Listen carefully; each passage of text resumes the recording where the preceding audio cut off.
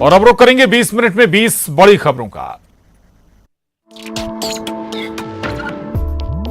नोएडा के queen tower को गिराने की तस्वीरें आपके जहन में जरूर होंगी। कैसे पल भर में गगनचुंबी इमारतें जमींदोज हो गई थी, वो यादें फिर ताजा हो गई हैं जब सूरत के उत्तरा इलाके में बने 58 मीटर कूलिंग टावर को विस्फोट से उड़ा दिया गया। देखते ही देखते शान से खड़ा टावर धूल में मिल गया और आसमान में उठा धूल और धुएं का गुबार। दरअसल सूरत में 85 मीटर ऊंचाई वाले इस टावर को 1993 में तैयार किया गया था, जिसे विस्फोटक ब्लास्ट तकनीक की मदद से गिरा दिया गया। उत्तरण में स्थित ये गैस बेस पावर स्टेशन कई वर्षों से चालू था। बता दें कि उत्तरण में कुल 375 और 135 मेगावाट के 2 संयंत्र चल रहे हैं। इसमें से 135 मेगावाट का संयंत्र बहुत पुराना हो गया था। केंद्र सरकार की गाइडलाइन के अनुसार पुराने संयंत्रों को निर्धारित वर्षों के बाद बंद करना होता है। उत्तरण पावर स्टेशन में 135 मेगावाट के प्लांट को बंद करने का काम पिछले 2 साल से चल रहा था।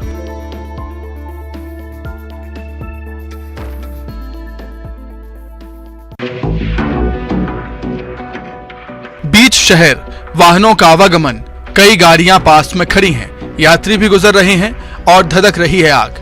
बस की सभी खिड़कियों से अंगारे निकल रही हैं। तस्वीरें फिल्मी लगती हैं लेकिन हकीकत है। छत्तीसगढ़ के अंबिकापुर जिले के कोतवाली थाना क्षेत्र की यह घटना है, जहां अचानक बस में आग लग गई।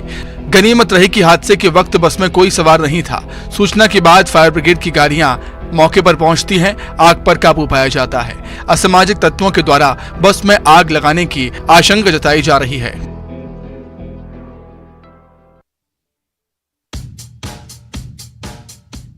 छत्तीसगढ़ के कवर्धा में आयोजित 2 दिवसीय भोरम देव महोत्सव का समापन हो गया है। समापन से पहले जिले के अलग अलग सिद्धपीठ मंदिरों के पुजारियों ने मंत्रोच्चार के साथ विधि विधान से पूजा अर्चना कर कार्यक्रम की शुरुआत की। समापन समारोह में लोक गायिका अलका चंद्राकर ने पारंपरिक गीत कर्मा, ददरिया और जसगीत से समा बांध दिया।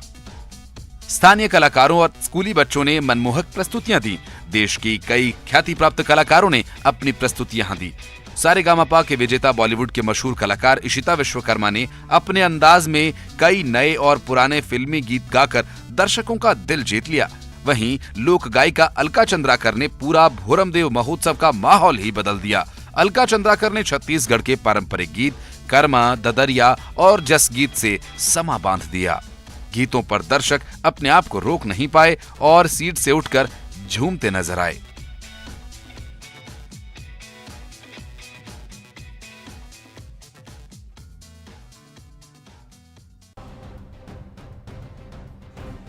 छत्तीसगढ़ में पश्चिमी द्रोणिका का असर लगातार देखने को मिल रहा है। राजधानी रायपुर समेत जशपुर, कबीरधाम, मुंगेली, बेमेतरा, बिलासपुर, बलौदाबाजार, महासमुंद सहित कई जिलों में बारिश हो रही है। गर्मी में मानसून जैसे हालात बन चुके हैं। मौसम विभाग ने अगले 4 घंटों के लिए अलर्ट जारी कर दिया है। प्रदेश में 10 जिलों के लिए अलर्ट जारी हुआ है। रायपुर समेत प्रदेश के कई जिलों में गरज चमक के साथ अंधड़ चलने और वज्रपात होने की भी संभावना है। प्रदेश के तापमान में गिरावट दर्ज की गई है। आसमान में बादल छाए हैं, कहीं कहीं तेज हवाएं चल रही हैं। बेमौसम बरसात ने मुश्किलें बढ़ा दी हैं।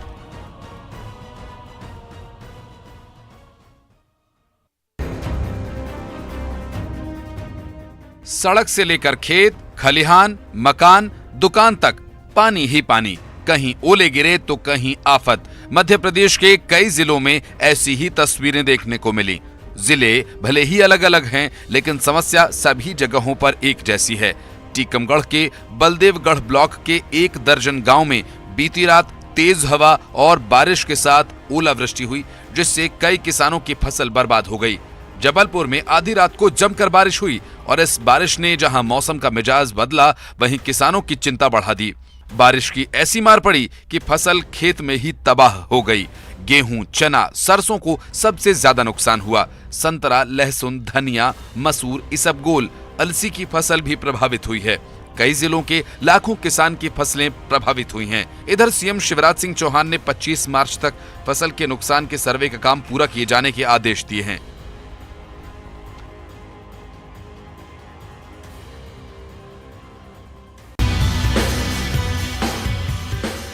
दिल्ली के करावल नगर इलाके में स्थित एक प्लास्टिक फैक्ट्री में आग लग गई। आग लगने की सूचना मिलते ही मौके पर दमकल की गई गाड़ियों को रवाना किया गया। कड़ी मशक्कत के बाद दमकल की 8 गाड़ियों ने आग पर काबू पाया। दमकल कर्मियों के साथ ही पुलिस प्रशासन और स्थानीय लोगों ने भी आग पर काबू पाने में मदद की। गनीमत रही कि हादसे में किसी तरह की कोई जनहानि नहीं हुई है। हादसे में लाखों के नुकसान का अनुमान है।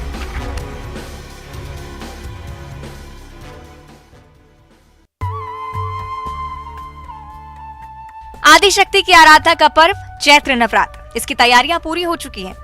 मंदिर जगमगा रहे हैं। छत्तीसगढ़ के जगदलपुर स्थित मां दंतेश्वरी मंदिर में पूरी तैयारियां हो गई हैं। इस बार 3500 से ज्यादा मनोकामना दीप जलाए जाएंगे। दीप प्रज्वलित करवाने के लिए इस बार देश और विदेश से भी भक्तों के ऑनलाइन रसीद कटवाई जा रही हैं।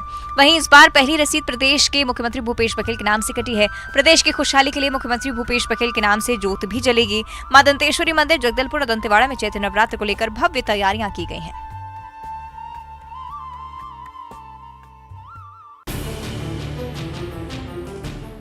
छत्तीसगढ़ में भालू, हाथी और बाघ, तेंदुए के मूवमेंट की खबरें आए दिन सामने आती रहती हैं। इस बार मरवाही में सड़क के किनारे जंगल में एक साथ कई चीतल देखे गए हैं। लोगों ने रुककर चीतल का वीडियो बनाया। गर्मी बढ़ने पर चीतल पानी की तलाश में गांव की ओर रुख करते हैं। चीतल के लिए जंगल में गर्मी के समय पानी की समस्या हो जाती है, जिसके कारण चीतल जंगल से निकलकर आवासीय क्षेत्रों की ओर पहुंचते हैं।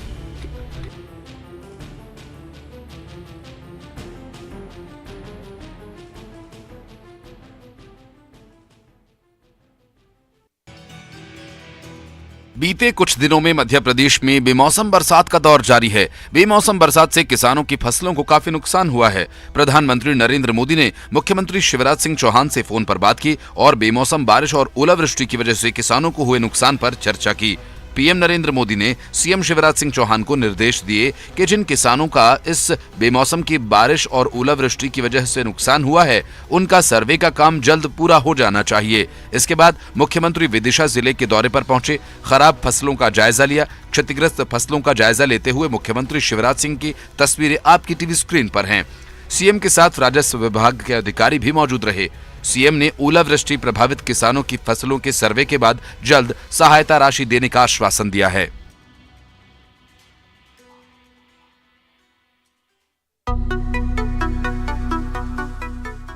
गुड़िया की मटकती आंखें, साज और श्रृंगार, शादी का जोड़ा, महफिल सजी है। गांव वाले शिरकत करने आए हैं।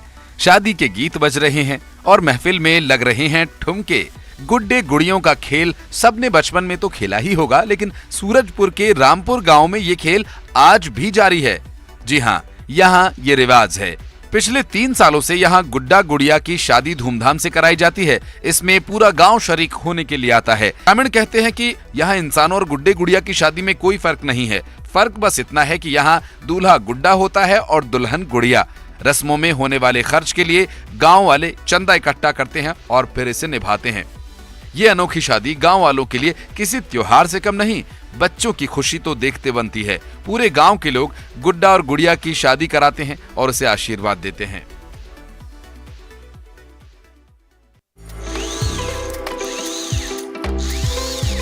घर में खाली बोतल या बर्तन हो जो किसी काम का ना हो तो फेंकना ही ठीक समझते होंगे आप। अगर ऐसा है तो बैतूल की नेहा गर्ग आपको बहुत कुछ सिखा सकती हैं कला और पर्यावरण संरक्षण भी। दरअसल नेहा इन अनुपयोगी चीजों को फेंकती नहीं, बल्कि इससे शहर को सजाती है। बिल्कुल ठीक सुना आपने। नेहा एक ऐसी महिला है जिन्होंने साबित कर दिखाया है कि वेस्ट को बेस्ट में बदला जा सकता है। नेहा हर उस वेस्ट बोतल या बर्तन में पौधे लगा देती हैं, जिनसे प्रदूषण बढ़ने की संभावना बनी रहती है। उन्होंने अपने घर में ही 1000 से ज्यादा पौधे वेस्ट चीजों से लगाए हैं। उनकी इस खूबी के चलते बैतूल नगर पालिका ने उन्हें अपना ब्रांड एम्बेसडर बनाया है। इस पद पर आकर नेहा ने शहर में सिंगल यूज प्लास्टिक की बोतलों और कबाड़ से कलाकृतियां बनाकर शहर के चौक चौराहों पर लगवाई हैं। नेहा के इस प्रयास की तारीफ प्रदेश के सीएम शिवराज सिंह चौहान भी कर चुके हैं।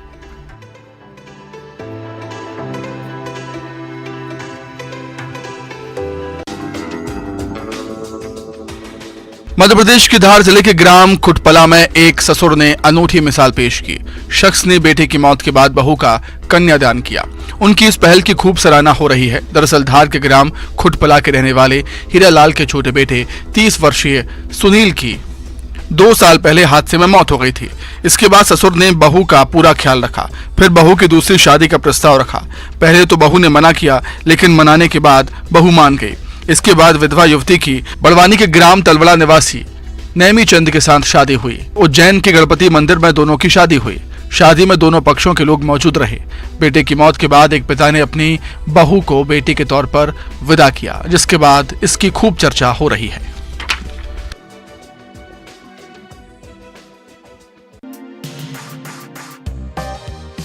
आप जंगल सफारी पर हों और दीदार हो जाए टाइगर का तो लुत्फ में 4 चांद लग जाते हैं। और अगर उमरिया टाइगर रिजर्व घूम रहे हैं और मुलाकात बाघिन डॉटी से हो जाए तो क्या ही कहने। बांधवगढ़ टाइगर रिजर्व की मगधी जोन में अचानक सैलानियों के सामने बाघिन डॉटी आ गई। डॉटी के साथ उसके 2 बच्चे भी थे जो मस्तमौला अंदाज में टहल रहे थे। इस नजारे को देखकर सैलानियों के रोमांच की सीमा नहीं रही। मशहूर बाघिन डॉटी को मगध की रानी भी कहा जाता है। रोमांचकारी ये वीडियो वायरल हो रहा है।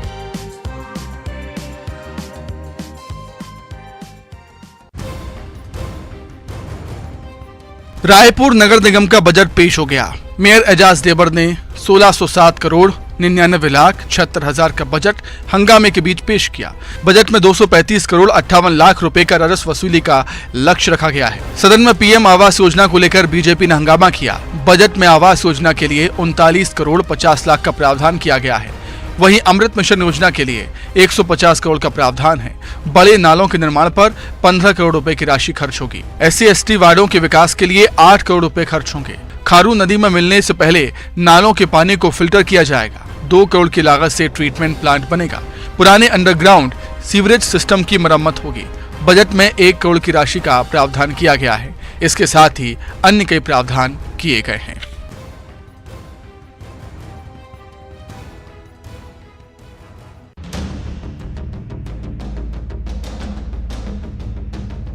वो मौत ही तो है जिसका कोई तय समय नहीं होता। कब आ जाए कहा नहीं जा सकता। मौका था काम से वक्त निकाल थोड़ा अपनी जिंदगी जीने का। मौका था सभी टेंशन से मुक्त हो, दोस्तों संग महफिल में थिरकने का। और मौका था दिन भर की भागदौड़ से निकलकर जिंदगी को हवा देने का। लेकिन किसे पता था ये रात आखिरी होगी। दरअसल भोपाल का एक ऐसा वीडियो सामने आया है जिसमें एक पल खुशी थी तो अगले पल मातम। पहले देखिए इस वीडियो को। देखा कैसे लोग मगन मस्त होकर थिरक रहे हैं और गाने भी ऐसा की जैसे आने वाले पल की बात कर रहा हो।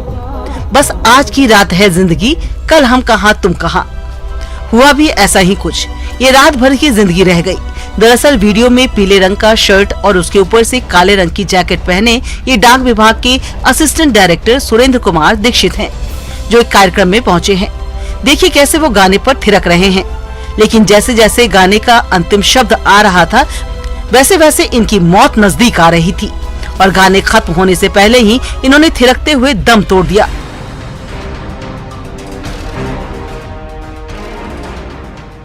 वीडियो में देख सकते हैं कैसे वो गिर गए।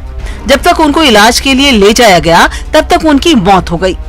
इसलिए तो कहते हैं जिंदगी और मौत का कोई भरोसा नहीं, कब कहां कैसे आ जाए।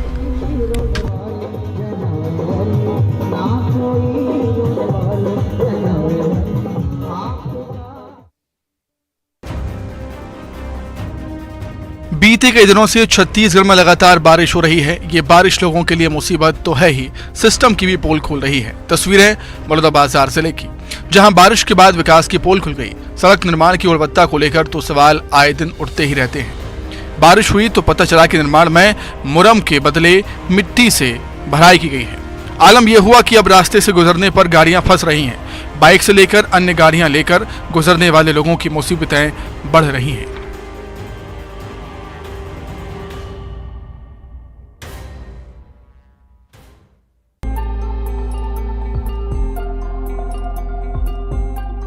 छत्तीसगढ़ के बलौदाबाजार जिला मुख्यालय से करीब 70 किलोमीटर दूर अर्जुनी परिक्षेत्र के गांव कोर्राडीह में एक ऐसा तालाब है जिसे लेकर ये दावा किया जा रहा है कि तालाब में नहाने और उसकी मिट्टी लगाने मात्र से दाद, खाज, खुजली जैसे चर्म रोग खत्म हो जाते हैं। इस तालाब का नाम खसवा तालाब है जो जंगलों के बीच स्थित है। प्रदेश के अलग अलग जिलों से रविवार के दिन लोग यहाँ नहाने पहुँचते हैं। लोग बताते हैं कि इस तालाब में नहाने से पहले इसकी मिट्टी का लेप शरीर पर लगाना होता है, फिर तालाब में स्नान। नहाने के बाद पुराने वस्त्र त्याग कर भगवान भोलेनाथ को जल चढ़ाया जाता है। आरजू, मिन्नत और लगभग सप्ताह भर के भीतर चर्म रोगों से मुक्ति। गांव के लोग कहते हैं कि तालाब के जल और मिट्टी में दैवीय शक्ति है, इसके चलते ये सब कुछ हो रहा है। लिहाजा इलाके में तालाब की खूब ख्याति है। इसके चलते दूर दूर से लोग यहाँ पहुँचते हैं।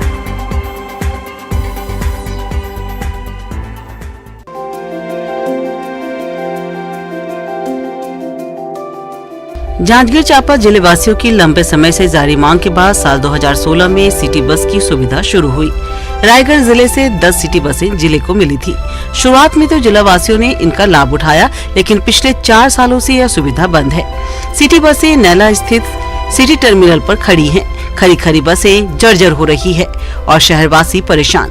एक तो प्रशासनिक उदासीनता और दूसरी तरफ सिटी बसें नहीं होने की वजह से ऑटो चालकों की मनमानी से लोग परेशान हैं। थोड़ी दूर सफर के लिए उन्हें मनमानी राशि चुकानी पड़ रही है। 30 मार्च गुरुवार को पड़ रहे श्री राम नवमी को लेकर श्री राम लला की नगरी अयोध्या में खासा उत्साह है। दरअसल माना जा रहा है कि अस्थायी मंदिर में रामलला का ये अंतिम जन्मोत्सव है। वहीं श्री राम नवमी पर अपने जन्मोत्सव के मौके पर रामलला इस बार पीला वस्त्र धारण करेंगे। श्री राम जन्मभूमि परिसर में विराजमान रामलला के वस्त्र का रंग दिन के अनुसार बदलता रहता है। वो रविवार को गुलाबी, सोमवार को सफेद, मंगलवार को लाल, बुधवार को हरा, गुरुवार को पीला और शुक्रवार को क्रीम और इसके साथ ही शनिवार को नीला वस्त्र धारण करते हैं। इस बार की रामनवमी 30 मार्च को है, जिस दिन गुरुवार है। इस दिन रामलला को पीले वस्त्र पहनाए जाते हैं। लिहाजा इस खास दिन के लिए रामलला की खास पोशाक बनकर तैयार हो चुकी है। पुश्तों से रामलला की पोशाक सिल रहे भगवत प्रसाद ने ही पीले रंग की एक खास गोटे लगी पोशाक तैयार की है। रामलला की पोशाक सिलने वाले भगवत प्रसाद ने बताया कि जब हम पोशाक सिलते हैं तो हमारे मन में एक आस्था होती है कि हमारे रामलला अच्छे से अच्छे और सुंदर पोशाक पहनेंगे तो और भी सुंदर लगेंगे। रामलला की पोशाक सिलते समय हमको रामलला ही दिखाई देते हैं। बता दें कि भगवत प्रसाद पहाड़ी पिछले 50 साल से रामलला की पोशाक सिल रहे हैं।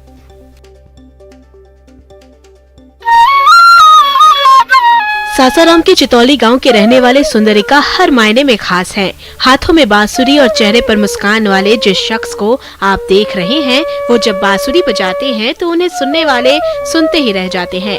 खास बात यह है कि ये होठ से बांसुरी बजाने के साथ ही नाक से भी तरह तरह के धुन निकाल लेते हैं। सुंदरिका बताते हैं कि बचपन से ही उन्हें बांसुरी बजाने का शौक था और उम्र के इस पड़ाव पर तो ये उनकी आदत में शुमार हो चुका है। ये किसी भी गीत को अपनी बांसुरी की धुन से निकाल लेते हैं। सुंदरिका गरीब परिवार से ताल्लुक रखते हैं, लिहाजा परिवार चलाने के लिए वे मजदूरी का काम करते हैं। हालांकि अपनी गरीबी को वो अपनी शौक के तले दबने नहीं दिए। सुंदरिका कहते हैं कि जीवन है तो संघर्ष रहेगा ही। सुंदरिका को अगर प्रशासन की तरफ से कुछ मदद मिल जाए तो इसमें कोई दो राय नहीं की ये प्रदेश के साथ साथ देश का मान भी बढ़ाएंगे, क्योंकि इनकी प्रतिभा बहुत ही खास है।